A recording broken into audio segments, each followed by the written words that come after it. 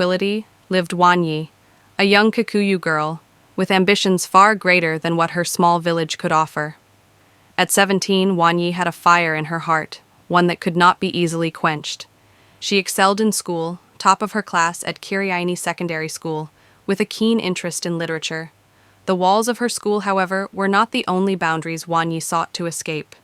She dreamed of a future beyond the farm, beyond the constraints of Kikuyu customs that dictated a woman's place, marriage, children, and obedience to her parents. It was in this pursuit of knowledge, away from her parents' watchful eyes, that she met Otieno. Otieno was different from anyone Wanyi had ever met. He was from Siaya, a Luo boy who had come to live with his uncle in Kiriaini. His father had sent him here to attend school, hoping to provide him with a chance at a better life. Tall and striking, with an infectious smile and quick wit, Otieno was a breath of fresh air to Wanyi. He was thoughtful, curious, and ambitious, a combination that both intrigued and intimidated her. The two met by chance in the school library, surrounded by books on history, poetry, and world literature. Wanyi, her nose buried in a novel, was startled when a deep voice asked, "You seem lost in another world. What's the book about?" She looked up to find Otieno standing there, a playful glint in his eye. He was holding a copy of a novel she had recently read, but her mind was elsewhere, distracted by the way he spoke and looked at her. They struck up a conversation, and before long, their talk shifted from books to their hopes for the future.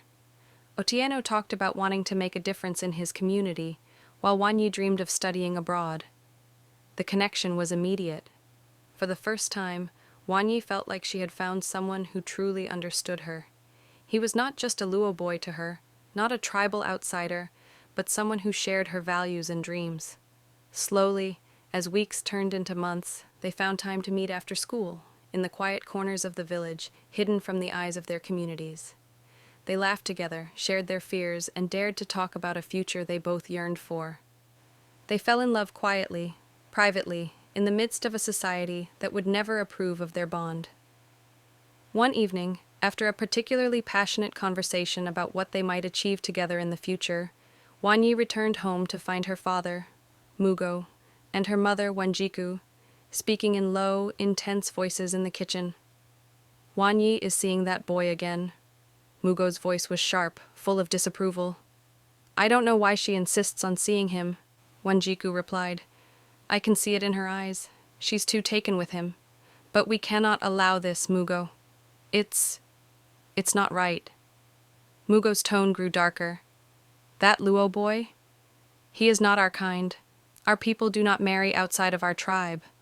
What will the community say? What will our elders think?" Wanyi's heart sank as she overheard their conversation. Her secret was out. The next day, Mugo confronted her. "Wanyi," he said, his voice colder than she had ever heard it before. "We know you have been meeting with that Luo boy. This nonsense has to stop.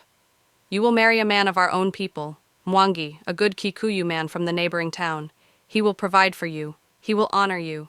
This boy, Otieno, will not." Wanyi froze, the words crashing over her. "Papa, I love him. Please, I don't want to marry Mwangi. I want to be with Otieno." Her father's face darkened, and his gaze grew stern. "Love? You are still a child, Wanyi. You do not understand what love is. You must understand the importance of tradition and the future of our family.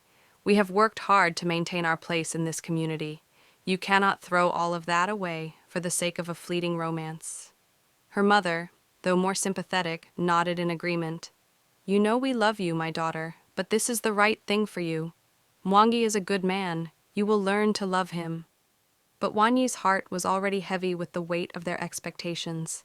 She knew she had a difficult decision ahead of her, a choice between the love she felt for Otieno and her parents' wishes. The days that followed were filled with tension. Wanyi was torn between her loyalty to her parents and her love for Otieno. She could not imagine a life without him, yet the pressure from her family was overwhelming. Then, one evening, Otieno met her at their usual spot by the old mango tree near the school. "I've been thinking, Wanyi," he began softly, his voice full of sadness. Maybe it's time for us to let go. Wanyi looked up at him, her heart breaking. What do you mean? I don't want to let go of you, Otieno. I can't bear to see your family suffer because of us, he said. They will never accept us. And you, Wanyi, you are caught between your love for me and your duty to them. I won't be the cause of your pain. Tears welled up in Wanyi's eyes. But I don't want to lose you. You're the only one who understands me. Don't you love me? I do, Otieno whispered. But love isn't enough when our worlds are so different. I want you to have the life you deserve, a life free from this conflict. I'll leave, Wanyi. I won't stand in the way of your future. And just like that, their love story came to an end. Otieno left without saying goodbye, disappearing into the distance as Wanyi's heart shattered. Chapter 4. The Betrayal. Wanyi's parents wasted no time arranging her marriage to Mwangi, the wealthy Kikuyu suitor they had chosen for her. The wedding was held within weeks of Otieno's departure, a joyous celebration for everyone except Wanyi. Mwangi was a good man, handsome, successful, and from the right tribe, but to Wanyi he was a stranger. She did not love him, nor did she feel the warmth that Otieno had sparked in her heart. But what could she do? She had made the sacrifice, as expected of her. She gave birth to a son, Kamau, and took on the role of a dutiful wife. Yet, in the quiet moments when she sat alone at night, she couldn't help but think of Otieno. The love they shared never truly faded, but her heart was now shackled by the weight of responsibility, duty, and societal expectations. Chapter 5. The reunion years passed, and Wanyi's life continued in a rhythm dictated by her family, her husband, and her son.